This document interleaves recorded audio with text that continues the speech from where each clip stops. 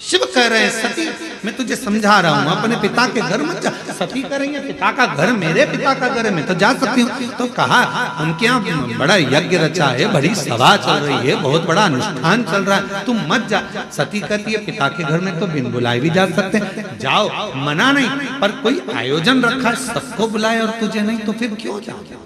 निमंत्रण पत्र छपे तो सबको मिले और निमंत्रण पत्र नहीं छपे तो बात दूसरी है। बोलो सही है कि गलत?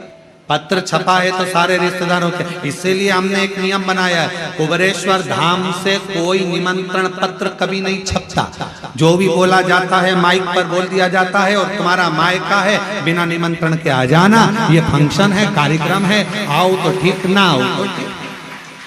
हमारे यहाँ निमंत्रण पत्र नहीं छपता कि घर घर जाकर निमंत्रण दे, साहब आना, दादा आना, संभालना, तुम संभालना।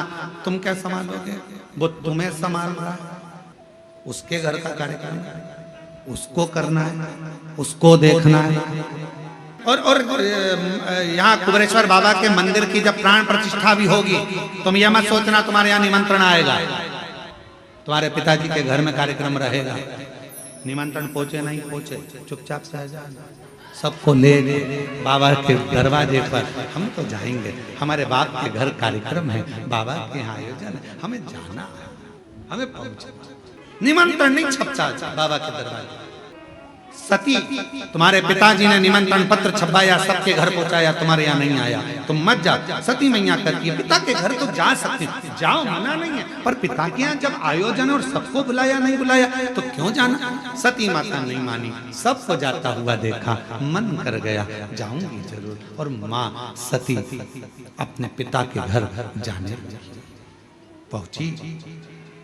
पूरी सभा में केवल एक माता सती की माँ प्रसूति ऐसी थी जिन्होंने बेटी को गले लगाया था। बेटी को गले, मेरी सती आई है, बेटी आई है। बहनें भी खड़ी थी, सारी बहनें खड़ी खड़ी देखती रही, पर कोई सती से बात नहीं की। सब कोई बात नहीं, इसलिए अपने मन से थोड़ा प्रबल बन, अपने मन से प्रबल बन। आप जरा विचार करिएगा जरा, जिन जिन ने सती माता से बात नहीं करी थी उनकी दशा देखी है शिव पुराण में, सुनिए जरा। सती जी की बहनों की दशा देखिए जिन्होंने सती माँ से बात नहीं की। कामदेव की पत्नी रति, कामदेव जी की पत्नी रति सती माता से बात तक नहीं करी, और कामदेव जलकर भस्म हुआ तो रति रोती रोती शंकर जी के चरणों में पड़ी, मेरे पति को वापस दे। चंद्रदेव की 27 धर्म पत्नियां, चंद्र की काया का रोग हो गया, आंखों से नीर बह रहा है, कौन समाप्त करेगा? शिव। दक्ष प्रजापति ने अपमान करा तो दक्ष प्रजापति का सिर कट के बकरे का लगा। बहनों ने नहीं पूछा तो बहनों की भी गति बिगड़ गई। सती मैया से बात तक नहीं करी। धन के साथी हजारों हैं जब धन ही नहीं तो सुख के साथी हजारों हैं जब दुख पड़ा तब कौन सती मैया को लगा कि मेरी बहनों ने बात नहीं करी, मेरे भाई ने बात नहीं करी, पिता ने सम्मान नहीं दिया, केवल माँ मिली है, और सती मैया जलकर भस्म हो गई। शिव जी को मालूम पड़ा, दक्ष प्रजापति का सिर कटा, अग्नि में गिरा, बकरे का सिर लगा, ये सारा प्रसंग है। फिर वही सती माता हिमालय राज के घर में पार्वती के नाम से विख्यात हुई। बहुत तप साधना कर कर शिव जी को उन्होंने पति के रूप में पा लिया, पति के रूप में प्राप्त किया। पर शिव की भक्ति का गुण तत्व व्यक्ति के माता पिता से। आप जितने लोग कथा सुन रहे हो ना, ऑनलाइन टीवी के सामने आप जितने कथा सुन रहे हो, मंदिर कुबेरेश्वर बाबा के इस धाम में, तुम्हारे माता पिता पूर्व में जरूर शंकर जी की आराधना करे होंगे, इसलिए तुम सबका मन भी शंकर में लगा। पिताजी को शुगर की बीमारी है या माताजी को शुगर की बीमारी है तो बेटा बेटी को भी शुगर जरूर आती है, ये डॉक्टर कहते हैं। माता पिता को बीपी की बीमारी है तो बच्चों को भी बीपी आता ही है। उसी तरह माता पिता के दिल में शंकर बसता है तो बच्चों के दिल में भी शिव बसता जरूर है। शिव बसता है। ये गुण चले आ रहे हैं, गुण तत्व पैतृक। पार्वती मैया शिव को प्राप्त कर ली हैं, भगवान शंकर का स्मरण है। आगे चरित्र वर्णन आता है, भगवान देवाधिदेव महादेव की कथा कहती है। पार्वती और शिव जी का विवाह होने का एक कारण और है कि भगवान शंकर द्वारा कथा का विस्तार। अमरनाथ जी की कथा माँ सती माता पार्वती को शिव स्मरण करें, शिव स्मरण करें। और शिव महापुराण की कथा कहती है जब भी मौका मिले तो शिव पुराण अवश्य सुनो। बस संजो कर रखो इस शिव महापुराण की कथा। पार्वती जी ने हाथ जोड़कर कहा कि उसने मंत्र गलत पढ़ा, मैं मानती हूं, पर संसार में ना जाने कितने लोग हैं। इस कलयुग में, इस कलिकाल में कोई जरूरी है कि सब अच्छे से मंत्र का उच्चारण कर लेंगे? इस कलयुग में क्या सभी बहुत विद्वान हो जाएंगे, मंत्र का जाप कर लेंगे? सब एक जैसे नहीं हो सकते प्रभु। कोई वन में रहेगा, कोई जंगल में रहेगा, कोई पढ़ा लिखा नहीं है, कोई बहुत पढ़ा लिखा है। किसी के मुख से ना जाने मंत्र सही निकले ना निकले, भोले बाबा एक कृपा कर दो ना, इन सबका कल्याण हो जाए, ऐसा कुछ कर दो ना। तब भोलेनाथ जी ने उसी समय पार्वती मैया को वचन दे दिया, सुन पार्वती, मैं विश्वनाथ काशीपति काशी की धरा पर, हे जगत जननी जगदम्बा पार्वती, तुझे वचन देता हूं, संसार में जन्म लेने वाला मनुष्य चाहे मंत्र बोले ना बोले, कुछ बोले ना बोले, वो अपनी भाषा में जो बोलेगा मैं उसको मंत्र समझ लूंगा और उसका कल्याण कर दूंगा। उसको मंत्र समझूंगा, उसका कल्याण कर दूंगा। जब हम कोई चीज बार बार बोलते हैं तो वो भजन नहीं रहता। जब हम कोई बात बार बार बोलते हैं वो केवल एक भजन की लाइन नहीं रहती, वो मंत्र हो जाती है और उस मंत्र की सिद्धि प्राप्त हो जाती है। बाबा से प्राप्त ये केवल स्तुति नहीं है, केवल ये भजन नहीं है, ये हमारी मंत्र साधना, मंत्र साधना। श्री शिवाय नमस्तुभ्यम। शायद पूरी दुनिया में उठा के देख लेना, किसी मंत्र का विरोध हुआ है तो सबसे ज्यादा इसी मंत्र का हुआ। लोग स्वीकार ही नहीं करते। सीहोर वाले महाराज ने मंत्र बनाया है, खुद का मंत्र है, ये कोई मंत्र है क्या?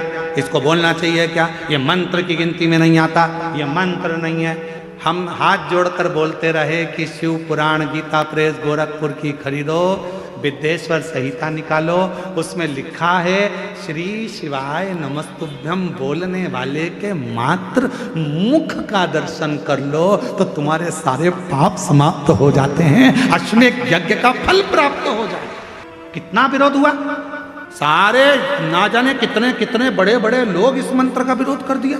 यह मंत्र नहीं है, सीहोर वाले महाराज ने बनाया है, सीहोर वाले महाराज का बनाया हुआ है, सीहोर वाले महाराज बोलता है, सीहोर वाले महाराज का है। अरे भैया, अगर प्रेम से मरा मरा मरा मरा बोला तो राम जी का दर्शन हो गया, तो ये तो मंत्र की प्रधानता है।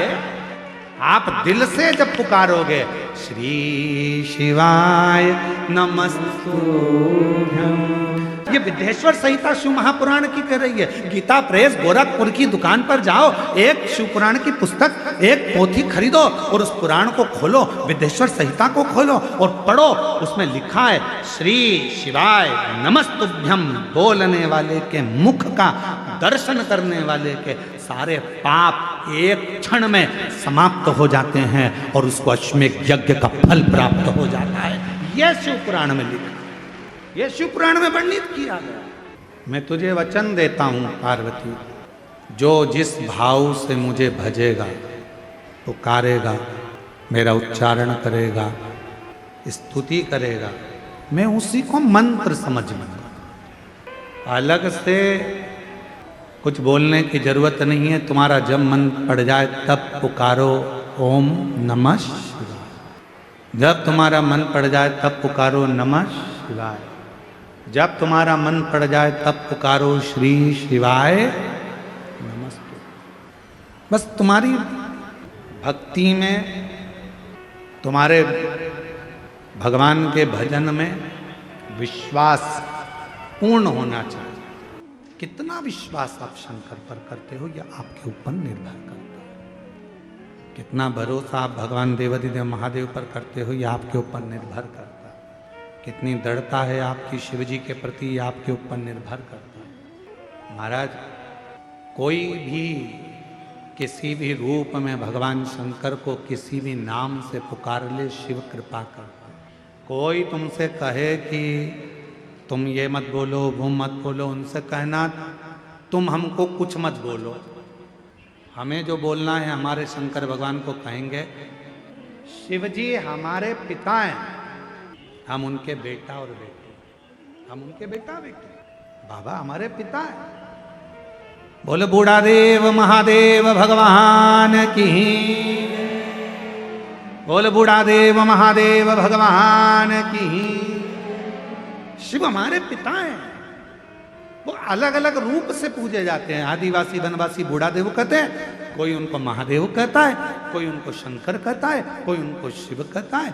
बस सबकी अपनी अपनी वाणी है, सबकी अपनी अपनी बोलना है, सबका अपना अपना व्यवहार है, सबका अपना अपना किस तरह से भगवान को रिझाना है। कल एक बहन जी ने छत्तीसगढ़ी भाषा में पत्र भेजा, कोई मराठी में भेज देता है, कोई गुजराती में भेज देता है। उसको अपनी भाषा में अपने बाबा को रिझाना, उसमें क्या विचार करता।